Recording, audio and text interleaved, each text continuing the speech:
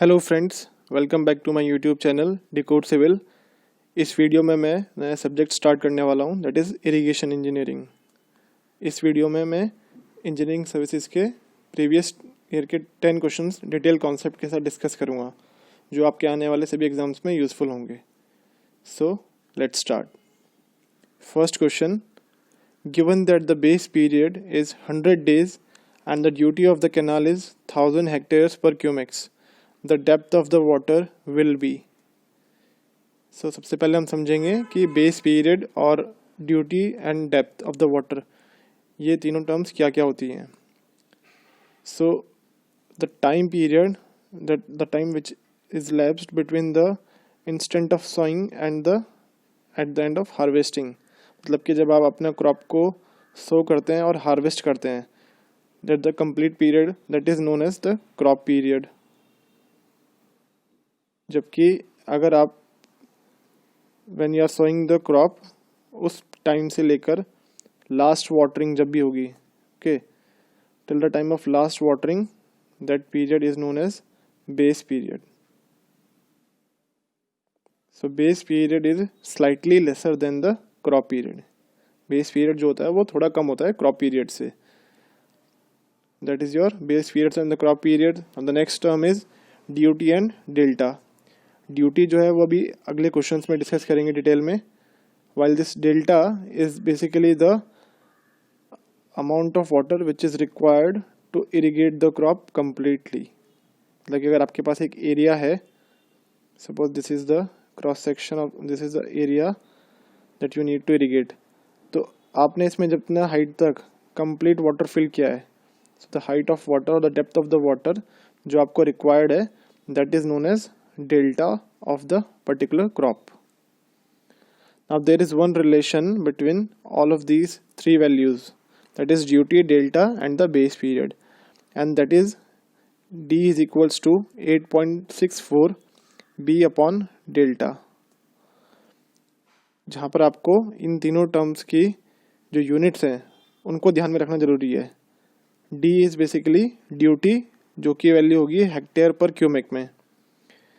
P is the base period which will be in days, and delta is the height of the water or depth of the water required। Crop को irrigate करने के लिए जितनी हमें depth of water provide करनी होगी, that is delta, which is in metre. So this is a basic relation that you need to keep in mind, that is D is equals to 8.64 B by delta. Now as per the question में हमें base period दिया हुआ है, that is B की value दी हुई है 100 days। Now the next thing that was given was duty, तो हमें ड्यूटी की वैल्यू भी दी हुई है, that is 1000 hectares per cumec। तो हमने जो अभी फॉर्मूला पढ़ा है उसके अकॉर्डिंग जो D और B की यूनिट्स हैं वो स्टैंडर्ड फॉर्म में दी हुई हैं। सो हम डायरेक्टली फॉर्मूला अप्लाई करेंगे। So DU is equals to 8.64 B by delta, और D की वैल्यू थी 1000 हेक्टेयर्स पर क्यूमेक थी, इज इक्वल्स टू 8.64 B की वैल्यू आपकी 100 days डिवाइडेड बाय डेल्टा। सो यहाँ से आपके ये 100 से 2 zeros कैंसिल हो जाएंगी। सो डेल्टा की जो वैल्यू आएगी दैट विल बी 0.864, और स्टैंडर्ड यूनिट क्या थी डेल्टा की, that was meter. So this value will be in meter. Now looking at the option में वैल्यूज जो दी हुई हैं वो सेंटीमीटर्स में दी हुई हैं, तो हम वैल्यू को सेंटीमीटर में कन्वर्ट करेंगे। So metre to centimetre convert करने के लिए we will multiply it with 100, so we will get 86.4 centimetre. So जो डेल्टा की वैल्यू आ रही है for this particular crop, that is 86.4 centimetre. So the correct option for first question will be option C। Moving on to question number 2, the following data were recorded from an irrigated field. Field capacity जो दी हुई है that is 20%, permanent wilting point 10%, permissible depletion of available soil moisture 50% तक deplete हो सकता है आपका moisture, and dry unit weight of soil 1500 दिया हुआ है, और इफेक्टिव रेनफॉल 25 mm दी हुई है। Based on this data the net irrigation requirement per metre depth of the soil, तो जहाँ पर जो सबसे इंपॉर्टेंट वैल्यू दी हुई है that is per metre depth of the soil will be. तो सबसे पहले हम समझेंगे इस क्वेश्चन में that what are these terms, that is field capacities, permanent wilting point, available soil moisture. इसको समझने के लिए मैंने यहाँ पर एक डायग्राम शो किया हुआ है. सो जब भी हम किसी भी प्लांट के लिए वाटरिंग करते हैं तो वो वाटरिंग जो होगी that will be in the plant will be in the saturation state, the soil which is in the plant that will be in the saturation state. और जैसे ही हम उसमें वाटर फिल करेंगे तो कुछ वाटर जो होगा that will drain out because of the gravitational forces. So that type of water is known as gravity water which is unavailable for the plant growth. मतलब कि ये प्लांट की जो ग्रोथ होगी उसमें कोई हेल्प नहीं करेगा. सो दैट इज अनअवेलेबल वाटर. और कुछ पार्ट जो सॉइल का होगा, कुछ वाटर का जो होगा that will be adhere to the soil mass, absorb हो जाएगा इसकी सरफेस के ऊपर. तो उसकी वजह से जो प्लांट होगा वो इस वाटर को एक्सट्रैक्ट नहीं कर पाएगा. जो उसके प्लांट की रूट्स होंगी वो इस वाटर को एक्सट्रैक्ट नहीं कर पाएंगी and that water is known as hygroscopic water which is also unavailable for the growth of the plant. तो जो वाटर अवेलेबल बचता है प्लांट की ग्रोथ के लिए that is in the form of the capillary water which is this one. This water is known as the capillary water. अब इसको दूसरे डायग्राम से समझते हैं. दैट जब भी आपने किसी सैंपल को, जो प्लांट है उसको कम्प्लीटली सॉइल सैंपल को फिल किया तो जो कंप्लीट स्टेट होगा that is known as saturation state. उसमें से कुछ वाटर जो होगा that will be readily drained out. So that much amount is known as readily drained water. उसके बाद जितना आपका फील्ड जो बचा वाटर अमाउंट होगा that will be the capacity of the field to hold that much water. So that is known as field capacity. ये water का जो लेवल होगा दैट इज फील्ड कैपेसिटी. उसके बाद कुछ वाटर जो होगा वो वाटर में प्रेजेंट, वाटर जो होगा वो प्लांट में प्रेजेंट तो होगा but that will not be helping in the growth of the plant क्योंकि ये हाइग्रोस्कोपिक वाटर है तो ये हेल्प नहीं करेगा. तो दैट मीन्स कि ये वाटर जो होगा ये भी अवेलेबल नहीं होगा वाटर के लिए. सो ये जो मिनिमम लेवल है वाटर का that is known as permanent wilting point. Wilting बोलते हैं मतलब कि पेड़ जहाँ पर मुरझा जाएगा, जो आपका प्लांट है जो मुरझा जाएगा. सो दैट मीन्स कि जहाँ पर वो उसके नीचे एक बार पानी का लेवल चला गया तो वो प्लांट चाहे आप फिर उसके बाद कितनी भी वाटरिंग करें फिर वो ग्रो नहीं करेगा. सो दैट मीन्स कि जो आपको मेंटेन करना है वाटर लेवल दैट इज कि आपको परमानेंट विल्टिंग पॉइंट से फील्ड कैपेसिटी तक अपना वाटर लेवल को पहुंचाना है. And this much amount of water is known as available moisture. और इस अवेलेबल मॉइस्चर में से भी हम कुछ परसेंट जो होगा उसको मानते हैं कि that will be readily available. मतलब कि हम कभी नहीं चाहेंगे कि ये 0% तक पहुँचे.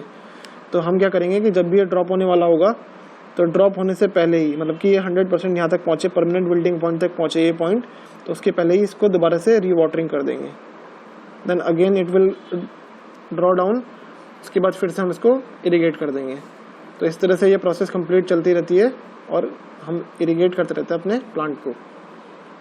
Now based on this available moisture तो आपको रूट जोन की जो डेप्थ होती है, मतलब कि ये डेप्थ ऑफ वाटर है जो हमें अवेलेबल करानी है, उसके लिए फॉर्मूला होता है that is D is equals to gamma D upon gamma W into D into field capacity minus permanent wilting point. ये जो होगा आपका दैट इज अवेलेबल मॉइस्चर. अब क्वेश्चन में आपको वैल्यूज दी हुई है तो जो dry unit weight of soil दिया हुआ है दैट इज गामा D और permissible depletion of available soil moisture, field capacity और परमानेंट विल्टिंग पॉइंट दिया हुआ है 20% और 10%.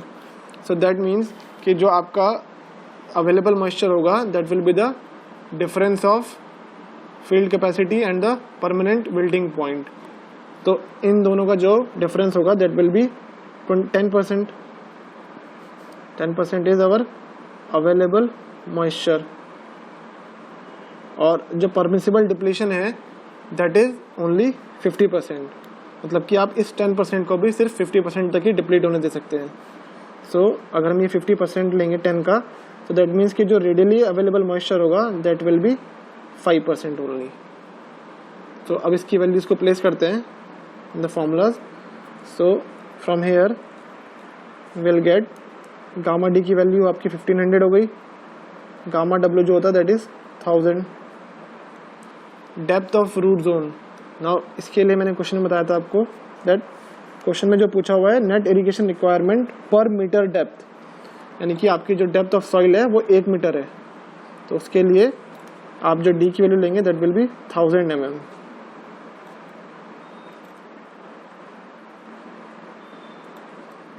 There is some problem in this. Okay, let me write it again. It will be 1000. Then field capacity minus permanent building point जो है ये value ये 10% आ रही है, पर क्योंकि आपको मॉइस्चर जो लेवल है वो 50% तक ही ड्रॉप करना है. सो दैट मीन्स ये वैल्यू जो लेंगे हम 5% लेंगे. That will B 5/100. तो यहाँ से सॉल्व करने के बाद जो आपकी डी की वैल्यू आएगी that is 75 mm. But question में आपको एक टर्म और दी हुई है that is effective rainfall. Effective rainfall जो है वो 25 mm का हुआ है, यानी कि जो 25 mm इरिगेशन रिक्वायरमेंट है वो रेनफॉल के थ्रू ही हमारी कंप्लीट हो जाएंगी. तो यानी कि जो हमें रिक्वायरमेंट करनी पड़ेगी नेट इरिगेशन रिक्वायरमेंट जो होगी that will B consumptive irrigation requirement that is 75 mm minus 25 जो है वो आपकी रेनफॉल के थ्रू कंप्लीट हो जाएगी. So that will be equal to 50 mm. So from here we get the answer for question number 2 as option C. Now moving on to question number 3. Assertion reason का question है ये. तो इसमें आपको assertion दिया हुआ है that duty is an expression of the irrigating capacity of the unit volume of water. And region दिया हुआ है इसका duty at the head of a distributary will be less than that at the head of a water course and more than that at the head of the canal. तो इसके लिए पहले हम समझेंगे that what is duty. Duty का मतलब क्या होता है. सो ड्यूटी ऑफ वाटर जो होती है that is the capacity of the water to irrigate the land. मतलब कि अगर आपने एक यूनिट क्यूबिक मीटर पानी जो है उसको रिलीज किया किसी फील्ड में तो कितना एरिया वो कवर करेगा. So there is a relation between the area of the land irrigated and the quantity of water required. ये इन दोनों को रिलेट करता है ड्यूटी वैल्यू. तो ड्यूटी जो है that is defined as the area of the land which can be irrigated if 1 cumec, यानी कि अगर आपने 1 क्यूमेक पानी को रिलीज किया फील्ड में continuously for the entire base period, तो कितना एरिया जो लैंड का होगा that will be irrigated that is known as duty. और क्योंकि हम यहाँ पर चेक कर रहे हैं कि कितना एरिया इरिगेट हुआ है, सो दैट मीन्स कि एरिया की यूनिट होगी आपकी hectares with the help of 1 cumecs of water. So unit जो होगी ड्यूटी की दैट विल बी हेक्टेयर्स पर क्यूमेक. सो दैट मीन्स जो हमारा असर्शन था that is duty is an expression of the irrigating capacity of a unit volume of water. क्योंकि unit volume water का use करते हुए हम इसकी इरिगेटिंग कैपेसिटी निकाल रहे हैं, तो दैट मीन्स ये स्टेटमेंट करेक्ट है. तो यानी कि आप डी कैंसिल आउट कर सकते हैं. अब duty at the head of the distributary, तो ये आपका एक टिपिकल इरिगेशन सिस्टम है जहाँ पर हमने जो आपका रिवर फ्लो है वो इस डायरेक्शन में है. तो यहाँ पर हमने कोई एक आपका क्रॉस ड्रेनेज स्ट्रक्चर बनाकर रेगुलेटिंग स्ट्रक्चर बनाकर यहाँ पर आपका रिजर्वॉयर क्रिएट किया है, जिसके थ्रू हमने मेन कैनाल के थ्रू वाटर को डाइवर्ट किया है. तो आपका मेन कैनाल के बाद आपका ब्रांच कैनाल आएंगी और ब्रांच कैनाल के बाद मेजर डिस्ट्रीब्यूटरी में वाटर आएगा और उसके हेल्प से माइनर डिस्ट्रीब्यूटरीज में वाटर आएगा और माइनर डिस्ट्रीब्यूटरीज के बाद ये सीधा फार्म लैंड्स में जाएगा. सो जो माइनर डिस्ट्रीब्यूटरी के बाद जो जाता है ये that is known as outlet, और जो यहाँ पर डिस्चार्ज होगा that is known as outlet discharge factor और आउटलेट डिस्चार्ज सिंपली. ठीक है, दोनों टर्म्स मेंशन रहती हैं बहुत सारे एग्जाम्स में, फ्रिक्वेंटली पूछी जाती है. तो अगर आपने यहाँ पर वाटर को स्टोर किया है there will be some transit losses.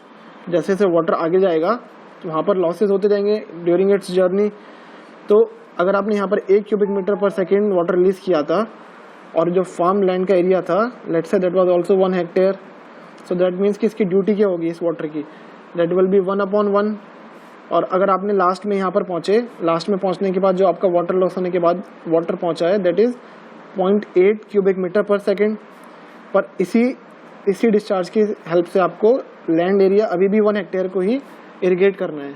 So that means जो आपकी ड्यूटी होगी that will B 1/0.8, that means that will B 1.25 hectare per cubic. So that means कि अगर आपका डिस्चार्ज कम हो रहा है तो आपको ड्यूटी ज़्यादा मिलेगी, कम डिस्चार्ज की हेल्प से आप ज़्यादा एरिया कवर करेंगे। सो दैट मीन्स कि जो ड्यूटी होगी आपकी eight the head of the distributary that will be less than that at the head of the water course. तो जो आपका डिस्ट्रीब्यूटरी है इसके हेड पर, यानी कि यहाँ पर जो वैल्यू होगी ड्यूटी की वो कम होगी then this at the end of the water course. यानी कि ये स्टेटमेंट भी, ये रीज़न भी सही है। बट जब हम इन दोनों को कंबाइन करते हैं that duty is an expression of the irrigating capacity of a unit volume of water because duty at the head of a distributary will be less than that at the head of a water course. तो ये दोनों statement जो है, मतलब जो reason है वो इसको जस्टिफाई नहीं करता है। सो जो आपका स्टेटमेंट, जो ऑप्शन करेक्ट होगा for question number 3 that will be option B. Now moving on to question number, ये आप डायग्राम देख सकते हैं कैनाल नेटवर्क, ठीक है, ये दूसरा डायग्राम है। So moving on to question number 4, if the depth is 8.64 centimetre on a field over a base period of 10 days then the duty is. So हमने इन तीनों टर्म्स को डिफाइन कर दिया already. So there is a relation between duty, delta and the base period, जो हमने first question में देखा था that duty is equals to 8.64 B by delta, जहाँ पर आपके बी और डेल्टा की जो वैल्यूज़ हैं, B is in days, delta is in meter, और जो आपका ड्यूटी होगी that will be in hectares per cubic. तो यहाँ पर आपको बेस पीरियड और डेल्टा दोनों दिया हुआ है। सो वैल्यूज़ को प्लेस करेंगे simply, it will be 8.64 into B की वैल्यू दी हुई है 10 days divided by 8.64 centimeter. Now ये वैल्यू सेंटीमीटर में दी हुई है, दैट मीन्स इसको प्लेस करेंगे हम मीटर में। सो यहाँ से आपको जो वैल्यू मिलेगी ड्यूटी की that will B 86.4 divided by 8.64 into 100, so that will B 10, और इसको मल्टीप्लाई करेंगे तो जो ड्यूटी आ रही है आपके पास that will be 1000 hectare per cubic. So इसके लिए जो करेक्ट आंसर होगा for fourth question that will be option D. Now moving on to question number 5, 10 cubics of water is diverted to a 32 hectare field for 4 hours. Soil probing after irrigation showed that 0.3 meter of water had been stored in the root zone. Water application efficiency in this case would be. इस question के लिए हम सबसे पहले समझेंगे कि ये different types की जो वाटर एफिशिएंसीज होती हैं वो उनकी वैल्यू क्या क्या होती हैं। Various types of irrigation efficiencies are there. तो सबसे पहला इसमें है वाटर कन्वेयंस एफिशिएंसी, कि जब आप वाटर को प्लांट में या फिर किसी इरिगेशन फील्ड में सप्लाई कर रहे हैं तो ये रेशियो होगा आपका कितना वाटर आपने डाइवर्ट किया था फ्रॉम द कैनाल सिस्टम और कितना एक्चुअल में फील्ड में डिलीवर हो रहा है। दैट मीन्स कि जो इसमें लॉसेज होंगे वो काउंट हो जाएंगे। So it includes losses. जब आपने ट्रांसफ़र किया था कैनाल सिस्टम से डाइवर्ट किया था तो वो वाटर जो होगा जब तक फील्ड पर पहुंचेगा उसमें से कुछ ना कुछ लॉसेज हो जाएंगे ड्यूरिंग द कन्वेयंस, यानी कि जाने के दौरान।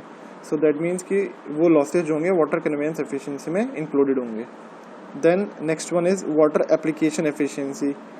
अब आपने जितना वाटर अप्लाई किया है उसमें से भी कुछ जो पार्ट होगा वो लॉस होगा। दैट मीन्स कि वो जितना भी आपने वाटर में अप्लाई किया है, वाटर तक पहुंचा है, फील्ड तक पहुंचा है, उतना सारा का सारा वाटर जो है वो रूट जोन में अप्लाई नहीं होता है। There are some losses such as run off from the field और कुछ डीप पर्कुलेशन हो सकता है। सो जो एप्लीकेशन एफिशिएंसी होगी that will be the quantity of water stored in the root zone, मतलब कि रूट जोन में कितना स्टोर हुआ है डिवाइडेड बाय कितना वाटर आपने फील्ड में पहुंचाया है। The next efficiency is water use efficiency, यानी कि जितना आपने वाटर फील्ड में पहुंचाया है उसमें से कितना परसेंट जो है वो बेनिफिशियली यूज़ हुआ है।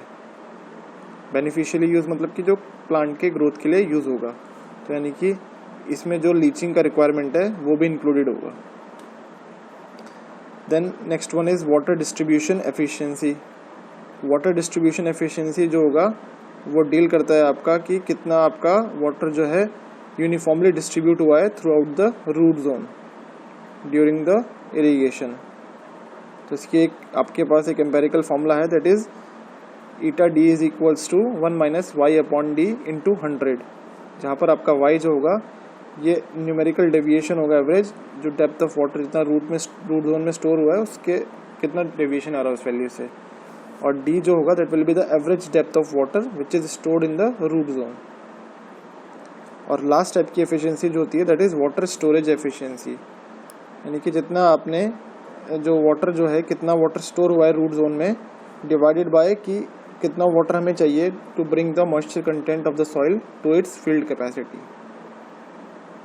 Okay, so now in the question you can see from this diagram as well कि जैसे ही आपने यहाँ से वाटर डाइवर्ट किया किसी रिवर्स से या नेचुरल जो ड्रेनेज होगा उससे आपने वाटर डाइवर्ट किया फॉर योर कैनाल सिस्टम, तो उसमें कुछ ना कुछ कन्वेयंस या डिस्ट्रीब्यूशन लॉसेज होंगे। उसके बाद जो आपको एफिशिएंसी मिलेगी that will be eta C, that is the conveyance efficiency.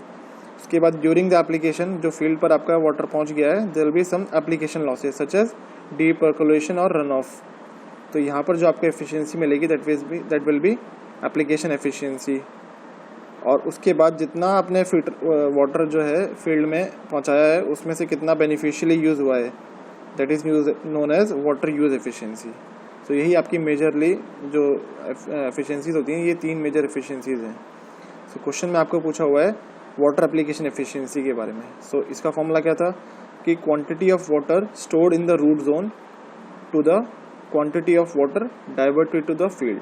तो सबसे पहले हम ये दोनों वैल्यूज फाइंड आउट करेंगे कि quantity of water stored in the root zone, quantity of water in root zone. तो रूट जोन के लिए हमें रूट जोन की डेप्थ दी हुई है वाटर की, वो वैल्यू है आपकी 0.3 meter of water had been stored in the root zone. तो 0.3 मीटर डेप्थ का वाटर स्टोर हुआ है और कितने एरिया में हुआ है, टोटल एरिया यानी कि 32 हेक्टेयर फील्ड है। तो 32 into 1 hectare is equals to 10⁴ square meter. So converting this 32 hectare into 10 into square meter it will be 32 into 10⁴ and total unit हो जाएगी ये मीटर इसका आ जाएगा डेप्थ का और स्क्वायर मीटर एरिया का। So it will be in cubic meter. Now second one is quantity of water diverted to the fields. तो जो वाटर डाइवर्ट हुआ है 32 हेक्टेयर फील्ड में that is at the rate of 10 cumecs, 10 cubic meter per second का water जो है divert किया है फॉर 4 आवर्स। सो यानी कि जो टोटल वाटर डाइवर्ट हुआ है वाटर डाइवर्टेड इसकी जो वैल्यू निकालेंगे that will be equal to कितना वाटर आपका डाइवर्ट हुआ है 10 क्यूबिक मीटर पर सेकेंड से, और कितने देर के लिए हुआ है दैट इज़ फॉर 4 आवर्स। अब इस 4 आवर्स को कन्वर्ट करेंगे इनटू सेकंड्स, दैट मीन्स कि मल्टीप्लाई करेंगे विद 3600। सो ये वैल्यू देगा, ये सेकंड्स में आ जाएगा, तो ये वैल्यू फिर से आपको क्यूबिक मीटर में देगा, जिसकी वैल्यू आएगी आपके पास 1.44 इंटू 10⁻⁶ 5 1.44 इंटू 10⁻⁵ क्यूबिक मीटर्स। और जो पहली वैल्यू आई थी आपके पास दैट वाज ये आपकी वैल्यू आएगी 9.6 इंटू 10⁻⁴ क्यूबिक मीटर। सो इन दोनों वैल्यू का रेशियो लेंगे हम तो हमें की एप्लीकेशन एफिशिएंसी मिल जाएगी। सो एप्लीकेशन एफिशिएंसी जो आएगी that is coming out to be 66.67%। By using these two values, the value of irrigation efficiency, application efficiency is 66.67. So correct option for question number 5 will be option B. Moving on to question number 6. A canal was designed to supply the irrigation needs of 1000 hectare of land growing rice of 140 days base period and having a delta of 130 centimeter. If the canal water is used to irrigate wheat of the base period 119 days and having a delta of 50 centimeter, the area that can be irrigated is, ठीक है, तो आपको different area different crops दी हुई हैं, उनके लिए different area और different base period use किए हुए हैं। तो इसमें हम क्या करेंगे, क्योंकि जो ड्यूटी डेल्टा और बेस पीरियड का रिलेशन है that is simply regarding the value that is D is equals to 8.64 B by delta. अगर हम इन टर्म्स को रीअरेंज करें, दैट इज़ अगर हम इनको लिखेंगे ऐसे D into delta upon B is equals to 8.64, यानी कि एक कांस्टेंट वैल्यू आ गई हमारे पास। तो ये रेशियो जो होगा D delta by B, that is a constant ratio. यानी कि अगर हम इन दो क्रॉप्स को कंपेयर करें, so D1 delta 1 upon B1 will be equal to D2 delta 2 upon B2। और अब आपको यहाँ पर सारी वैल्यूज दी हुई हैं। तो पहले के लिए जो आपको इरिगेशन फील्ड दिया हुआ था, ठीक है, दैट वाज 1000 हेक्टेयर राइस के लिए जो दिया हुआ था, और बेस पीरियड था 140 डेज का, और डेल्टा जो था दैट वाज 130 सेंटीमीटर। सो हम यहाँ पर 1000 हेक्टेयर एरिया को मान रहे हैं फॉर पर यूनिट डिस्चार्ज जो आपका इरिगेट कर पा रहा है। डेल्टा की वैल्यू थी 130 centimetre and base period was 140 days, और इसकी वैल्यू हो जाएगी आपकी D2 जो था सेकंड केस के लिए, वो आपका निकालना है कितना एरिया इरिगेट होगा, और 119 डेज बेस पीरियड और 50 सेंटीमीटर डेल्टा है। सो D2 आपको निकालना है, डेल्टा 2 जो है वो 50 सेंटीमीटर है और बेस पीरियड जो है वो 119 डेज है। सो यहाँ से जो आपकी वैल्यू आएगी D2 की, that will be equal to 2210 hectares पर क्यूमेक, यानी कि पर यूनिट डिस्चार्ज के लिए जो आपका एरिया इरिगेट होगा that will be 2210 hectare. So correct option for question number 6 will be option D. Now moving on to question number 7. Assertion says sprinkler method of irrigation has a higher water application or use efficiency. हम देख चुके हैं कि water application या use efficiency जो होती है that is कि कितना वाटर आपने फील्ड तक पहुंचाया है, कितना इफेक्टिवली यूज़ हुआ है रूट जोन की डेप्थ में, और डिवाइडेड बाय कितना वाटर आपने फील्ड में पहुंचाया है। सो स्प्रिंकलर सिस्टम क्योंकि बहुत ज़्यादा डायरेक्टली अप्लाई करता है आपका सिस्टम में, सो दैट मीन्स कि ये स्टेटमेंट करेक्ट है। डायरेक्टली रूट जोन तक अप्लाई करता है तो जो आपके वेस्टेजेस होंगे, जो एवेपोरेशन लॉसेस होंगे, वो मिनिमाइज हो जाएंगे। तो इस वजह से जो आपकी एप्लीकेशन एफिशिएंसी होगी वो हायर आती है। Then reason says sprinkler system causes less interference in cultivation and other farming operations. अब ये आपको डायग्राम से क्लियर हो जाएगा कि इस तरह से ये स्प्रिंकलर्स प्रेजेंट होते हैं जो आपका एक तरीके से फाउंटेन की तरह काम करते हैं, एक फवारे की तरह काम करते हैं। तो अगर आप यहाँ पर ये कुछ ना कुछ फार्मिंग ऑपरेशंस कर रहे हैं, सो दैट मीन्स कि ये डेफिनेटली आपको प्रॉब्लम क्रिएट करेंगे, इनकन्वीनियंट होगा। सो ये स्टेटमेंट तो गलत है। Sprinkler system causes less interference, interfere तो ये करते हैं, दैट मीन्स कि ये रीज़न जो होगा that will be incorrect one. So correct option for question number 7 will be option C, that is assertion is true but reason is false. Moving on to question number 8. Acidic soils are reclaimed by, तो acidic soil जो होंगी उसमें क्या होगा, आपका salts present होंगे बहुत ज़्यादा।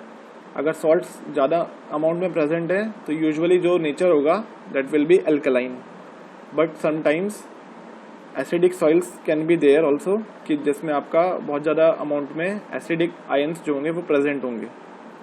तो एसिड को न्यूट्रलाइज करने के लिए हम क्या यूज़ करते हैं, सिंपली एसिड को न्यूट्रलाइज करने के लिए वी यूज़ बेसिस। सो जो इन सब में सबसे बेस्ट ऑप्शन रहता है बेस को यूज़ करने के लिए, that is using the limestone as a soil amendment.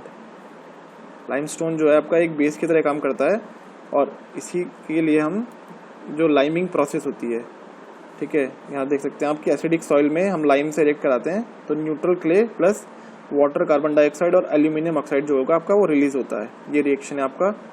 तो ये लाइमिंग ऑपरेशंस करते हैं। इस तरह से आपने देखा होगा ये जो चूना सा हमें लगता है कि फील्ड में ड्रॉ कर रहे हैं, that is to neutralize the acid, that is to neutralize the acid. अगर स्केल ऑफ ऑपरेशन जो है वो बहुत छोटा है तो मैनुअली किया जा सकता है, और अगर आपका स्केल ऑफ ऑपरेशन बहुत बड़ा है, बहुत बड़ा फार्म लैंड है, तो उसमें इस तरह से आपका लाइमिंग ऑपरेशंस कंडक्ट किए जाते हैं। So that means correct option for question number 8 will be option B. Now moving on to question number 9. The delta for a crop having base period 120 days is 70 centimeter. What is the duty? तो इसमें simply duty का formula लगेगा, that is duty is equals to 8.64 B by delta. अब 8.64 what is the value of B, that is 120, और delta की value क्या है, that is 70 centimetres. पर जो स्टैंडर्ड फार्मूला है उसमें जो डेल्टा की वैल्यू होती है that is to be kept in metre. So यहाँ से आपको जो ड्यूटी की वैल्यू ऑब्टेन होगी दैट इज़ 1481 हेक्टेयर्स पर cumec. So correct option for question number 9 will be option B. Moving on to the last question of this video, it is question number 10. For a cultivable command area of 1000 hectare with intensity of irrigation 50%, the duty on field for a certain crop is 2000 hectares per cubic. What is the discharge required at the head of the water course with 25% losses of the water? So जो intensity of irrigation होता है आपका, that means कि culturable command area में से कितना area जो होगा आपका वो इरिगेट होगा. सो 1000 हेक्टेयर एरिया जो है उसमें आपके कल्चरेबल कमांड एरिया का मतलब हो गया कि उसमें क्रॉप को ग्रो किया जा सकता है. पर intensity of irrigation is 50%, that means कि जो एरिया इरिगेटेड होगा, area irrigated will be 50%, that is 0.5 into 1000 hectares. So that will be 500, let me write it correctly, that will be 500 hectare, यानी कि जो एरिया इरिगेट होगा that will be 500 hectare. तो discharge जो हमें चाहिएगा फील्ड पे, क्योंकि जो ड्यूटी है, duty on the field for a certain crop is given 2000 hectare पर क्यूमेक. तो यानी कि कितना डिस्चार्ज चाहिएगा, तो discharge required will be, area irrigate करना है हमें 500 हेक्टेयर का, और जो ड्यूटी है दैट इज़ 2000 हेक्टेयर पर क्यूमेक. तो यहाँ से में जो डिस्चार्ज होगा वो मिल जाएगा एज 1/4 और 0.25 क्यूमेक्स. अब 25% लॉसेस दिए हुए हैं हमें, that what is the discharge required at the head of the water course. तो जो वाटर कोर्स होगा उस पर हमें जो डिस्चार्ज होगा वो कैसे ऑब्टेन करेंगे कि हम 1/3 जो 25% लॉसेज है उनको माइनस कर देंगे. दैट मीन्स कि डिस्चार्ज जो होगा 0.75 टाइम्स होगा क्यू का. अगर हमने एक्चुअल डिस्चार्ज क्यू प्रोवाइड किया है तो उसमें से 25% जो होगा वो लॉस हो जाएगा. तो जो रिमेनिंग होगा that will be 0.75 times Q, और इतना डिस्चार्ज हमें रिक्वायर्ड है, that will be equal to 0.25. So जो क्यू की वैल्यू होगी दैट विल बी 0.25 बाई 0.75, यानी कि वो हो जाएगी वैल्यू 1/3 क्यूमेक. अब हमसे पूछा हुआ है what is the discharge required at the head of the water course. तो डायरेक्टली आंसर तक पहुंच गए हैं, that is 1/3 cumec. So correct option for question number 10 will be option number C. So here we conclude this video. और अगर आपको ये video पसंद आ रहा है, ये सॉल्यूशंस पसंद आ रहे हैं, तो ये अपने दोस्तों के साथ ज़रूर शेयर करें, और इस वीडियो को ज़्यादा से ज़्यादा लाइक करें, मेरे यूट्यूब चैनल को सब्सक्राइब करें. And thank you for watching this video.